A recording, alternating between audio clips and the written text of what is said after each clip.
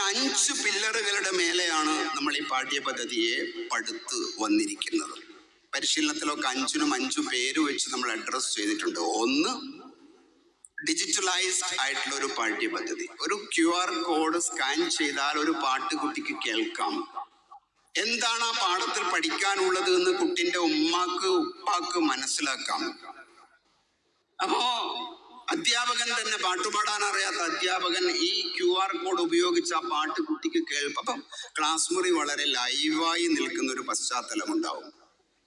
അപ്പൊ എല്ലാ മദ്രസകളും ഡിജിറ്റലൈസ് ചെയ്യപ്പെടണം. ഇതിന്റെ 2ാമത്തെ പില്ലർ എന്ന് പറയുന്നത് ഖുർആൻ തജ്വീദ് ഇന്റഗ്രേറ്റഡ് ലേണിംഗ്. നമ്മൾ ചില മികവുകളെ അതിന്റെ അർത്ഥത്തിൽ എടുക്കാൻ പഠിക്കണം. തജ്വീദ് വേറെ പഠിച്ചു പോകുന്നു, ഖുർആൻ വേറെ പഠിച്ചു പോകുന്നു. 2നും 2 പരീക്ഷ നടക്കുന്നു. ഫലത്തിൽ കുട്ടിക്ക് ഏറ്റവും പ്രയാസമുള്ള ഒരു പുസ്തകമായി തജ്വീദ് മാറുന്നു ചെറിയ ക്ലാസ്സിലൊക്കെ. അതിനു പകരം തജ്വീദ് പഠിക്കുമ്പം തന്നെ ഖുർആൻ പഠിക്കുകയും ഖുർആൻ പഠിക്കുമ്പം തന്നെ തജ്വീദ് കുട്ടിയിലേക്ക് അറിയാതെ എത്തുകയും ചെയ്യുന്ന ഒരു ഇന്റഗ്രേറ്റഡ് രീതിയുടെ ഒറ്റ പുസ്തകം. 2ാം ക്ലാസ്സിൽ അധ്യാപകന്റെ കയ്യിൽ ഒരു പുസ്തകം, 3ാം ക്ലാസ്സിൽ എത്തുമ്പം തജ്വീദും ഖുർആനും ചേർന്നിട്ടുള്ള ഒരൊറ്റ പുസ്തകത്തിന്റെ സാധ്യതകൾ. 3, കുട്ടിന്റെ പ്രായത്തെ അനുസരിച്ചിട്ടുള്ള പാഠ്യപദ്ധതിയുടെ പടവുകൾ.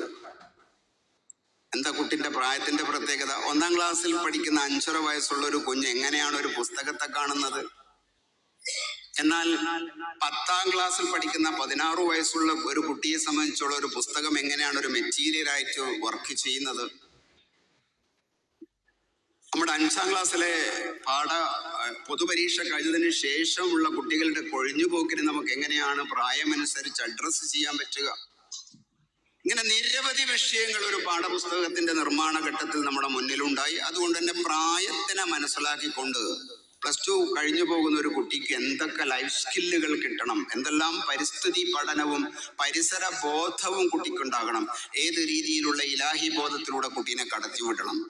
അപ്പൊ ചോദ്യങ്ങളും ഉത്തരങ്ങളും ചർച്ചകളും ഒക്കെ ആയിട്ടുള്ള ഒരു ഡൈനാമിക് കരിക്കുലത്തിന്റെ സാധ്യത. 4ാമത്തത് പ്രാക്ടീസ് ചെയ്ത് പഠിക്കാനും അനുഭവിച്ചു പഠിക്കാനുമുള്ള സാധ്യതകൾ കരിക്കുലത്തിന്റെ ഭാഗമാകണം. കുട്ടിക്ക് ഒരു QR കോഡ് സ്കാൻ ചെയ്യുമ്പോൾ തയമ്മം ചെയ്യുന്നതിന്റെ രീതി കുട്ടി കാണുന്നു. അത് കണ്ടുകൊണ്ട് കുട്ടിനെ ക്ലാസ് മുറിയുടെ അകത്ത് ഒരു ലാബായി മാറുന്നു. ഓരോ കുട്ടികൾ അത് ചെയ്യുന്നു, അത് പ്രാക്ടീസ് ചെയ്യുന്നു. അതിനുശേഷം പാഠപുസ്തകത്തിലേക്ക് പോയിട്ട് അതിന്റെ നിയമങ്ങൾ പഠിക്കുന്നു. 5ാമത്തത് കമ്മ്യൂണിറ്റി